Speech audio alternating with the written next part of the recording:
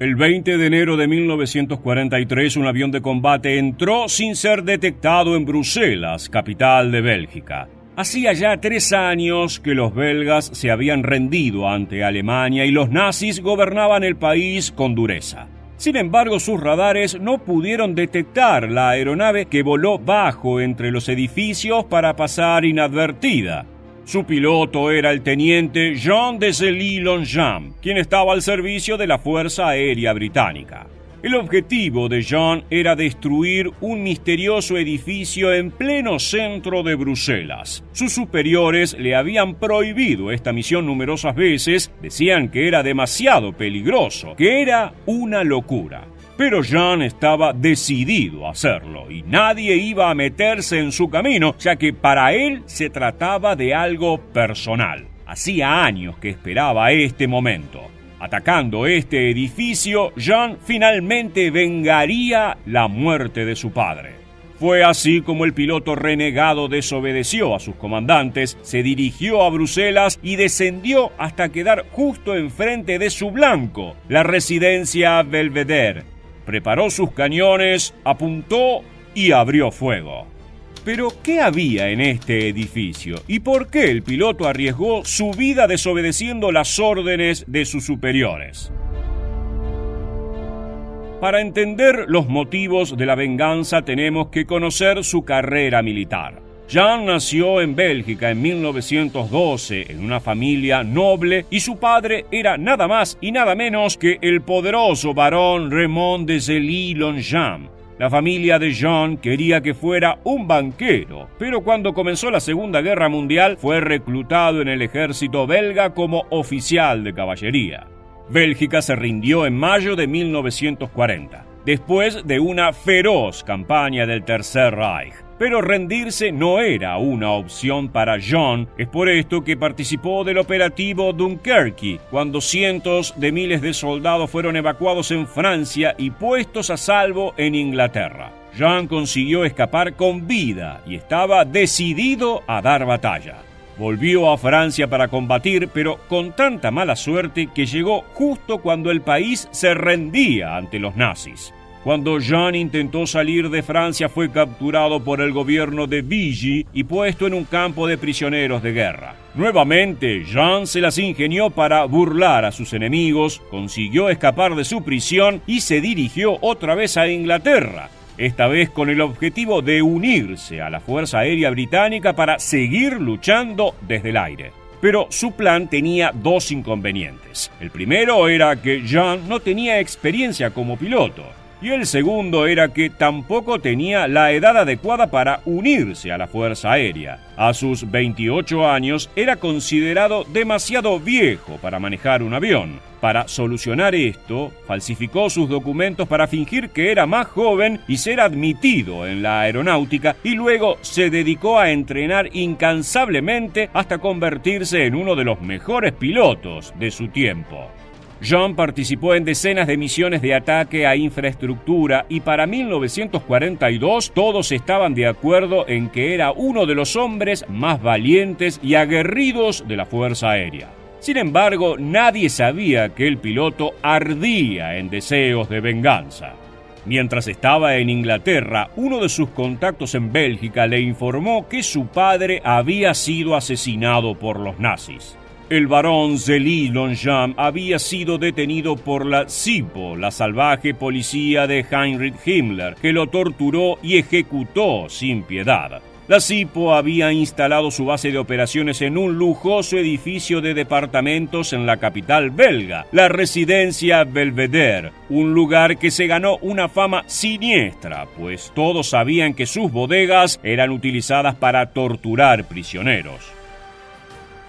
Una vez que se recuperó de la trágica noticia, Jean comenzó a idear su plan de venganza. El objetivo era claro, tenía que volar hasta la residencia Belvedere y destruirla cueste lo que cueste. Una y otra vez le pidió a sus superiores que autorizaran un ataque, pero su solicitud siempre fue rechazada porque la Fuerza Aérea consideraba que el riesgo era demasiado alto y que no valía la pena. De esta manera, Jean esperó que se presentara la oportunidad perfecta para actuar por su cuenta. El momento de la venganza llegó en enero de 1943, cuando recibió órdenes de atacar un cruce ferroviario cerca de Bruselas. Jean se dirigió hacia allí a bordo de su Hawker Typhoon, un temible avión cazabombardero armado hasta los dientes. Llevaba consigo una bolsa repleta de pequeñas banderas de Bélgica que habían sido hechas especialmente para él por niños belgas refugiados en Inglaterra. No volaba solo, sino que estaba acompañado por el sargento André Blanco. Una vez cumplida su misión, Jean le ordenó a su compañero regresar a Inglaterra mientras él continuaba hasta Bruselas, desobedeciendo las órdenes de sus comandantes. Finalmente había llegado la hora de vengar a su padre y defender el honor de su patria. Ingresó a la capital volando bajo entre los edificios, con lo cual los radares enemigos no lograron detectarlo. Se encaminó hacia la avenida Louis, una de las calles más prestigiosas de la capital belga, donde estaba ubicado su objetivo. Jean quedó casi enfrente de la base nazi y en una posición de tiro privilegiada. Nada bloqueaba su visión y no había riesgo de daños colaterales. Pero Jean no atacó de inmediato, sino que pasó por el Belvedere a gran velocidad para llamar la atención de los oficiales nazis. Esta maniobra fue exitosa y cuando los residentes de la base se acercaron a las ventanas a ver qué estaba ocurriendo, Jean pasó por segunda vez y disparó. Los 4 cañones del avión descargaron una lluvia de fuego sobre los nazis. La fachada del edificio quedó completamente destrozada. En su interior había muertos y heridos, y las calles estaban cubiertas con restos de vidrio y concreto. El tiroteo fue tan preciso que ninguna otra casa sufrió daños. El ataque fue un éxito rotundo, pero Jean no había terminado. Para humillar aún más a sus enemigos, dio una vuelta sobre la ciudad en señal de victoria. Acto seguido abrió la cabina de su avión y arrojó las miles de banderas belgas sobre la capital. Ahora sí, Jean emprendió el vuelo de regreso a Inglaterra. Los daños a la residencia Belvedere fueron tan grandes que el edificio tardó 6 semanas en volver a funcionar. Según los nazis, hubo un total de 4 muertos y 5 heridos de gravedad, aunque la resistencia belga afirmó que los fallecidos fueron más de 30. Entre los caídos había importantes oficiales de las SS y la Gestapo. El ataque sirvió para levantar los ánimos de la población de Bruselas, que llevaba años siendo oprimida por los nazis. De vuelta en Inglaterra, Jean fue aclamado por sus camaradas, aunque sus comandantes no estaban felices con su desobediencia. Como castigo le quitaron su rango de teniente y lo transfirieron a otro escuadrón. Aún así, su coraje fue reconocido por la Fuerza Aérea, que lo premió con la Cruz de Vuelo Distinguido, y en un discurso sus superiores dijeron que este oficial es un piloto de habilidad y talento excepcionales. Muestra un gran espíritu de combate y está siempre dispuesto a destruir al enemigo.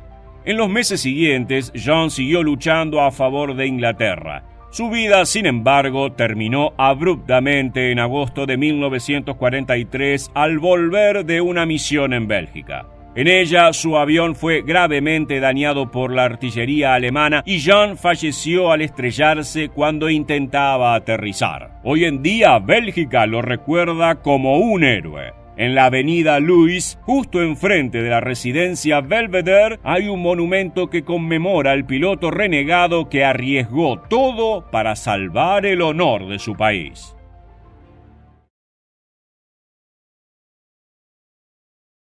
A pesar de los horrores que vivían numerosas ciudades europeas durante la Segunda Guerra Mundial, Hamburgo era un lugar ideal para vivir, una verdadera utopía germana.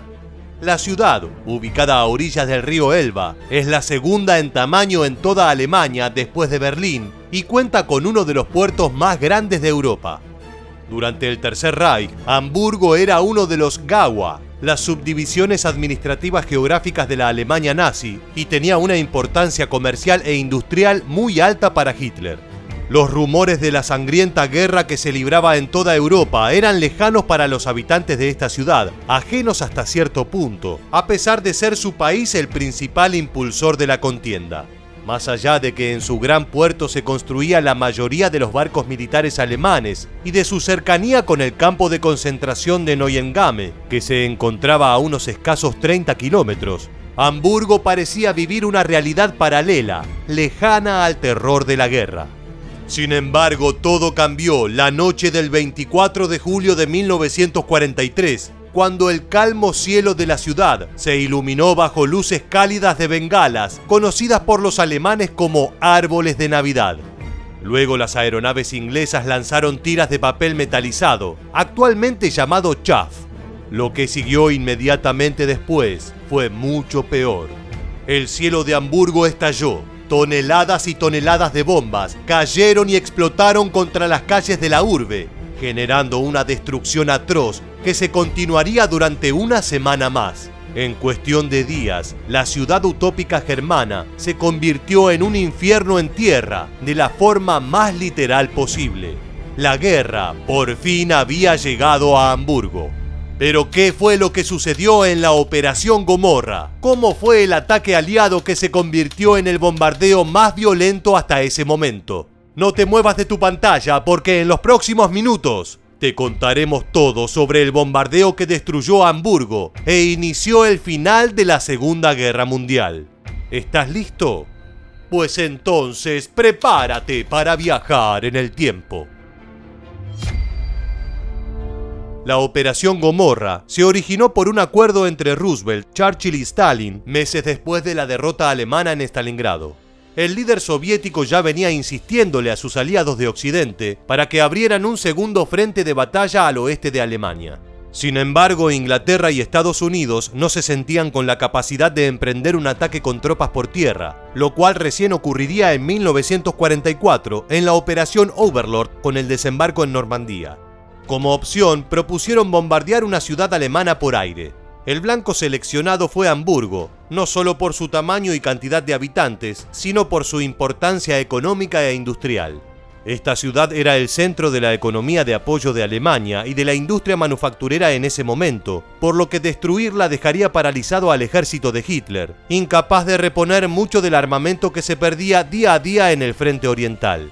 Además, Hamburgo estaba relativamente cerca de las bases británicas, lo que permitiría que los bombardeos tengan un viaje relativamente corto, achicando la posibilidad de ser detectados o interceptados por sus enemigos. El ataque, ordenado por el mariscal de la RAF, Sir Arthur Harris, comenzó sorpresivamente durante la noche del 24 de julio, cuando 791 aeronaves británicas, entre estas cientos de Lancaster, Halifax y Stirling, sobrevolaron la ciudad alemana. El objetivo era la iglesia de San Nicolás, que había sido el edificio más alto del mundo entre 1874 y 1876, y cuya aguja era fácilmente visible para los pilotos.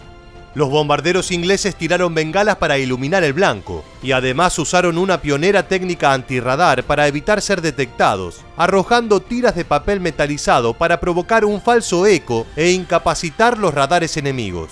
Esta técnica, llamada window por los británicos y hoy conocida como chaff, logró su objetivo e inutilizó cualquier tipo de respuesta alemana. La utilización del sistema de escáner de radar H2S, que les proporcionaba a los bombarderos una visualización clara de su objetivo en conjunto con un clima despegado, facilitó aún más la tarea de los pilotos ingleses, quienes soltaron 2.396 toneladas de bombas, mayoritariamente cerca de la iglesia, destruyendo casi en su totalidad la zona.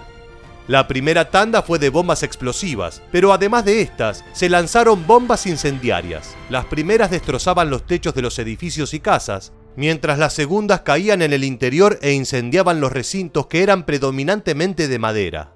El caos cundió en toda la ciudad alemana. Los intentos de las autoridades y de los civiles por ayudar a los heridos y frenar los incendios sirvieron de poco. Solo en esa noche, 20.000 personas murieron. En los 2 días siguientes hubo nuevos ataques, esta vez diurnos, y de las fuerzas aéreas norteamericanas. Estos bombardeos fueron de menor escala y apuntaron al puerto, logrando hundir varios barcos, pero no generando la destrucción y muerte causada por el ataque que comenzó la operación. Después de una operación de hostigamiento por parte de 6 mosquitos británicos, la noche del 27 de julio se dio el segundo gran ataque. 739 bombarderos de la RAF atacaron la zona este de la ciudad. Este bombardeo fue aún peor que el primero, ya que generó un fenómeno imprevisto. Los violentos incendios, sumados al clima seco y caluroso de esa noche, dieron como resultado una tormenta ígnea, también conocida como tormenta de fuego. La temperatura se elevó violentamente y el aire supercaliente lanzó corrientes de llamas de cientos de kilómetros por hora, a temperaturas mayores a 800 grados centígrados. Estos tornados derritieron el asfalto, mientras el petróleo derramado incendió los canales. La tormenta de fuego quemó viva a cualquier persona que encontró en su paso, pero además eliminó el oxígeno del aire, por lo que muchos de los civiles que buscaron resguardo en refugios antiaéreos murieron asfixiados. Esa noche, Hamburgo se convirtió en un verdadero infierno. Un sexto y séptimo bombardeo británico se dieron en la noche del 29 de julio y 2 de agosto, respectivamente. Sin embargo, ninguno fue tan violento como los anteriores. El séptimo y último ataque fue realizado por 740 bombarderos en medio de una violenta tormenta. Si bien generó incendios indiscriminados debido a la lluvia, fue poco preciso y lejos estuvo de crear una nueva tormenta de fuego. La operación de los aliados logró sorprender y atemorizar a Hitler, además de introducir la guerra en una de las ciudades más grandes de Alemania y encaminar la Segunda Guerra Mundial hacia el final. En su momento, el bombardeo fue el más grande de la historia, pero ese título duró poco, ya que sería rápidamente superado por los ataques estadounidenses a Tokio, Hiroshima y Nagasaki. Hamburgo fue la primera gran ciudad en ser aniquilada de manera tan rápida y destructiva. La Operación Gomorra, que duró poco más de una semana, dejó 280.000 edificios destruidos, además de 42.000 muertos y 37.000 heridos. El nombre de la operación, surgido de la Biblia, resultó más que acorde, ya que, siguiendo las palabras del Génesis, entonces el Señor hizo llover sobre Sodoma y sobre Gomorra azufre y fuego de parte del Señor desde los cielos, y destruyó las ciudades y toda aquella llanura, con todos los moradores de aquellas ciudades y el fruto de la tierra.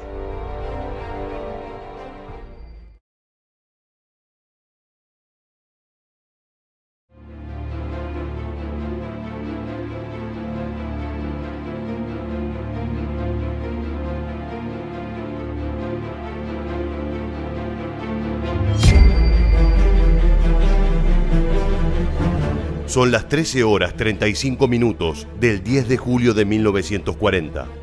Con un total de 26 bombarderos Dornier Do-17, escoltados por cazas monomotores y bimotores Messerschmitt Bf-109 y Messerschmitt Bf-110, la Luftwaffe sobrevuela el Canal de la Mancha con el objetivo de atacar el Golfo de Foreland en Gran Bretaña. De un momento a otro, los pilotos alemanes se encuentran con un grupo de aviones de combate ingleses, entre Spitfires y Hurricanes, determinados a impedir el avance aéreo nazi. El saldo final de esta primera escaramuza: 8 aviones derribados del lado alemán, 7 para el bando británico, más 4 barcos que transportaban carbón cerca de la costa inglesa. Así, con un enfrentamiento aéreo sobre el agua, se daba comienzo a la denominada Batalla de Inglaterra, recordada como una de las luchas aéreas más importantes de la historia. Un día después, otro escuadrón de los mencionados bombarderos alemanes, y presentándose en combate también en esta ocasión, los temibles Stukas, atacaron con éxito diversas instalaciones portuarias inglesas, hundieron al cañonero HMS Warrior II y otras embarcaciones menores, y destruyeron varias antenas de radar, dejando inoperativo el sistema de interceptación durante más de 24 horas. La Alemania de Hitler empezaba así una feroz ofensiva sobre Gran Bretaña, confiando en su flamante poderío aéreo y con sed de conquista, teniendo entre ceja y ceja al único país que podía oponérsele en su intención de expandir el Tercer Reich por toda Europa. Y es que luego de haber pasado por arriba a Polonia, Noruega, Dinamarca, Holanda, Bélgica y Francia, nadie parecía poder detener al coloso nazi, y los pronósticos no eran para nada alentadores para Gran Bretaña. Pero ¿qué fue lo que llevó a la poderosa Alemania nazi a perder la batalla de Inglaterra? ¿Qué aeronaves fueron las principales protagonistas? Y por último, ¿cuáles fueron las claves de la resistencia británica? Si quieres saber más sobre este histórico enfrentamiento de la Segunda Guerra Mundial, quédate con nosotros, porque en los próximos minutos exploraremos juntos los detalles más interesantes de la Batalla de Inglaterra. Ahora sí, ¿estás listo? Pues entonces, prepárate para viajar en el tiempo. 16 de julio de 1940. Directiva número 16 de Adolf Hitler. Debido a que Gran Bretaña no muestra señales de llegar a un acuerdo, a pesar de su desalentadora situación militar, he decidido preparar y, de ser necesario, llevar adelante una operación anfibia contra Inglaterra. El propósito de esta operación será eliminar la madre patria inglesa como base para la continuación de la guerra contra Alemania, y si llegara a ser necesario, ocupar toda la isla. De esta manera, seguido de una larga y exhaustiva lista de instrucciones, la Alemania nazi daba luz verde a la llamada Operación León Marino, una operación en la que su fuerza aérea sería la principal protagonista, haciéndose con el control de los cielos. De hecho, así lo creía el comandante de la Luftwaffe, el Reichsmarschall Hermann Göring, quien estaba seguro de que la pequeña y poco preparada Real Fuerza Aérea Inglesa caería en tan solo 4 días. El plan de Göring era el siguiente: atacar objetivos ingleses tales como estaciones de radar, aeródromos y convoyes de embarcación costeras, con el fin de atraer a los aviones de combate de la RAF y, consecuentemente, destruirlos. Al mismo tiempo, se bombardearían las fábricas militares para así reducir al máximo el tiempo de recuperación británica, hasta que eventualmente se ganaría la total supremacía aérea. Una vez conseguido eso, por supuesto, la siguiente fase de la invasión, el desembarco atravesando el Canal de la Mancha, se tornaría mucho más simple. Sin embargo, y como seguramente ya lo sabes, las cosas no saldrían en absoluto como lo esperaba el oficial nazi, aunque estuvieron cerca. Pero antes de seguir adelante, repasemos fugazmente algunas de las aeronaves protagonistas del conflicto. Del lado alemán hablaremos principalmente de sus bombarderos. Uno de ellos, el Dornier Do-17, apodado en ocasiones el lápiz volador. Se trató de un bombardero bimotor ligero que en teoría podía dejar atrás a los cazas enemigos gracias a su rapidez. El Dornier Do-17 podía transportar hasta 1 tonelada de bombas, y su uso fue recurrente en la Luftwaffe debido a su buena maniobrabilidad a baja altitud y su pequeño tamaño que lo hacía más difícil de derribar. El otro protagonista y quizás más reconocido fue el Stuka o Junkers Ju-87, el famoso bombardero en picado cuya sirena, la trompeta de Jericó, aterrorizó a miles y miles de personas. No obstante, la batalla de Inglaterra no fue su mejor escenario, ya que por su baja velocidad y su poca capacidad de carga, resultó una presa relativamente fácil para los cazas británicos. Y si nos referimos a cazas británicos, tenemos que mencionar al Supermarine Spitfire y al Hawker Hurricane, dos cazas monomotor y monoplaza, con velocidades máximas respectivas de 605 y 512 km por hora. El Hurricane, aunque eclipsado por su par más moderno, fue fundamental en la batalla de Inglaterra, sirviendo en todos los frentes y luego en los principales escenarios de la Segunda Guerra. Armamentísticamente estaba equipado solo con 8 ametralladoras Browning .303 de 7.70 mm, la misma configuración con la que contaba inicialmente el Spitfire. Volviendo al conflicto en sí, los enfrentamientos entre las mencionadas aeronaves fueron creciendo en magnitud y violencia, hasta que el 13 de agosto, la Luftwaffe lanzó una enorme ofensiva contra los aeródromos de la RAF en el sur de Inglaterra.